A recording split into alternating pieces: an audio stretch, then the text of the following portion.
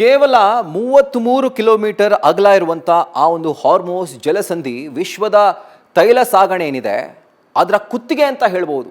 Iran ಆ ಕುತ್ತಿಗೆಗೆ ಕೈ ಹಾಕಿರುವಂಥದ್ದು. ನೋಡಿ, ಆ ಒಂದು ಗ್ಯಾಪ್ ಇದೆಯಲ್ಲ, ಆ ರೆಡ್ ಡಾಟ್, ಆ ಗ್ಯಾಪ್ ಇರೋದು 33 ಕಿಲೋಮೀಟರ್ ಅಷ್ಟೇ. ಸೊ ಆ ಗ್ಯಾಪ್ನಿಂದ ಇರಾನ್ ಬಂದ್ ಮಾಡಿದ್ರಿಂದ ಆ ಗ್ಯಾಪಿಂದ ಯಾವುದೂ ಕೂಡ ಆಚೆ ಬರ್ಲಿಕ್ಕೆ ಆಗ್ತಾ ಇರಲಿಲ್ಲ.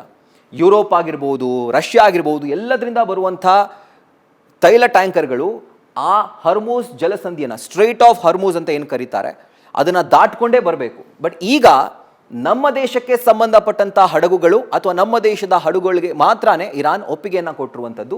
ಆ ಹರ್ಮೂಸ್ ಜಲಸಂಧಿಯಿಂದ ಸೀದಾ ಅರಬ್ಬಿ ಸಮುದ್ರವನ್ನು ದಾಟಿ ಈಗ ಮುಂಬೈಗೆ ಒಂದು ತೈಲ ಹಡಗು ಬಂದಿರುವಂಥದ್ದು.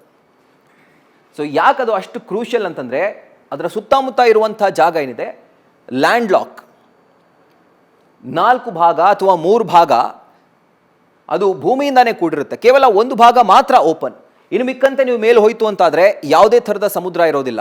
ಎಲ್ಲವೂ ಕೂಡ ಅದು ಒಂದು ರೀತಿಯಾಗಿ ಲ್ಯಾಂಡ್ ಲಾಕ್ ಆಗಿರುವಂಥದ್ದು. ಹೀಗಾಗಿ ಈ ಒಂದು ಹಾರ್ಮೂಸ್ ಜಲಸಂಧಿ ವಿಶ್ವದ ತೈಲ ಸಾಗಣೆ ದೃಷ್ಟಿಯಲ್ಲಿ ತುಂಬಾ ಕ್ರೂಷಿಯಲ್, ತುಂಬಾ ಇಂಪಾರ್ಟೆಂಟ್. ಸೊ ಎಷ್ಟೋ ಪಾಲು ಆಯಿಲ್ ಈ ಹಾರ್ಮೂಸ್ ಜಲಸಂಧಿನ ದಾಟ್ಕೊಂಡೇ ಬರಬೇಕು. ನಮ್ಮ ದೇಶಕ್ಕಾಗಿರ್ಬೋದು, ಚೈನಾಗಾಗಿರ್ಬೋದು, ಈ ಒಂದು ಈಸ್ಟರ್ನ್ ಪಾರ್ಟ್ ಆಫ್ ದ ಗ್ಲೋಬ್ನಲ್ಲಿರುವಂಥ ದೇಶಗಳಿಗೆ. ಸೊ ನಮ್ಮ ದೇಶಕ್ಕೆ ಬಂದಿರುವಂಥ ಒಂದು ಹಡಗೇನಿದೆ, ಆ ಹರ್ಮೂಸ್ ಜಲಸಂಧಿಯಿಂದಾನೇ ಬಂದಿರುವಂಥ ಹಡಗು, ಇರಾನ್ನ ಒಪ್ಪಿಗೆಯನ್ನು ಪಡ್ಕೊಂಡೇ ಬಂದಿರುವಂಥ ಹಡಗು. ಅದರ ಜೊತೆಗೆ ನಮ್ಮ ರಾಜತಾಂತ್ರಿಕ ಪ್ರಯತ್ನ ಏನಿದೆ ಅದಕ್ಕೆ ಸಿಕ್ಕಂಥ ಒಂದು ದೊಡ್ಡ ಗೆಲುವು ಅಂತ ಹೇಳ್ಬೋದು. ಆ ಹಡಗು ಈಗ ಸದ್ಯಕ್ಕೆ ನಮ್ಮ ದೇಶದ ಬಂದರನ್ನು ತಲುಪಿದೆ. ಸೊ ಹಾರ್ಮೂಸ್ ಜಲಸಂಧಿಯ ಮೂಲಕನೇ ನಮ್ಮ ದೇಶಕ್ಕೆ ತೈಲ ಟ್ಯಾಂಕರ್ ಬಂದಿದೆ. ಸೊ ಶೆನ್ಲಾಂಗ್ ಹೆಸರಿನ ತೈಲ ಟ್ಯಾಂಕರ್ ಈಗ ನಮ್ಮ ದೇಶಕ್ಕೆ ಬಂದಿರುವಂಥದ್ದು. ಮೊದಲ ಹಡಗು ಇದು ಬಂದಿರುವಂಥದ್ದು, ಶೆನ್ಲಾಂಗ್. ಸೊ ಇದು ಮುಂಬೈನ ಬಂದರಿಗೆ ಆಗಮಿಸಿದೆ.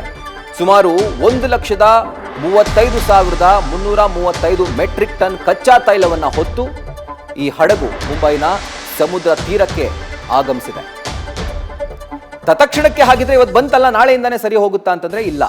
ಆ ಒಂದು ಆಯಿಲ್ ಏನು ಬಂದಿದೆ ನೋಡಿ, ಆ ಒಂದು ದೃಶ್ಯವನ್ನು ಗಮನಿಸ್ತಾ ಇದ್ದೀರಿ. ಇದು ನಮ್ಮ ದೇಶಕ್ಕೆ ಬಂದಿಳಿದಿರುವಂಥ ಮೊದಲ ಹಡಗು. ಈ ಒಂದು ಬಿಕ್ಕಟ್ಟು ಏನು ಕ್ರಿಯೇಟ್ ಆಯಿತು, ಶೆನ್ಲಾಂಗ್ ಹೆಸರಿನ ಒಂದು ತೈಲ ಟ್ಯಾಂಕರ್ ಮೊದಲ ಹಡಗು ಬಿಕ್ಕಟ್ಟು ಆದ ನಂತರ ನಮ್ಮ ದೇಶಕ್ಕೆ ಬಂದು ತಲುಪಿರುವಂಥ ಹಡಗಿದು. ಶೆನ್ಲಾಂಗ್ ಹೆಸರಿನ ಹಡಗು ಈಗ ಸದ್ಯಕ್ಕೆ ನಮ್ಮ ದೇಶದ ಬಂದರನ್ನು ತಲುಪಿದೆ. ಮುಂಬೈನ ಕರಾವಳಿ ಭಾಗಕ್ಕೆ, ಆ ಒಂದು ಬಂದರಿಗೆ ಈ ಒಂದು ಹಡಗು ಬಂದಿದೆ. 1,35,000 ಮೆಟ್ರಿಕ್ ಟನ್ ಕಚ್ಚಾ ತೈಲವನ್ನು ಹೊತ್ತು ಆ ಹಾರ್ಮೂಸ್ ಜಲಸಂಧಿಯಿಂದಾನೇ ಈ ಒಂದು ಹಡಗು ನಮ್ಮ ದೇಶದ ಬಂದರನ್ನು ತಲುಪಿದೆ.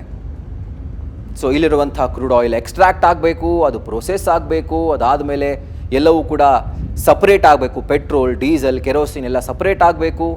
ನಂತರ ಅದರಿಂದ ಪೆಟ್ರೋಲಿಯಂ ಗ್ಯಾಸ್ ಕೂಡ ಸಪ್ರೇಟ್ ಆಗಬೇಕು. ಇದಾದ ಮೇಲೆ ಫಿಲ್ಲಿಂಗ್ ಆಗುತ್ತೆ, ಮ್ಯಾನುಫ್ಯಾಕ್ಚರಿಂಗ್ ಆಗುತ್ತೆ, ಡಿಸ್ಟ್ರಿಬ್ಯೂಟ್ ಆಗುತ್ತೆ. ಸೊ ಇಷ್ಟು ದೊಡ್ಡ ಪ್ರೋಸೆಸ್ ನಾಳೆನೇ ಆಗುತ್ತಾ? ಸಾಧ್ಯನೇ ಇಲ್ಲ. ಸೊ ಇರುವಂಥ ಸ್ಟಾಕ್ ಈಗಾಗಲೇ ಖಾಲಿ ಆಗಿದೆ.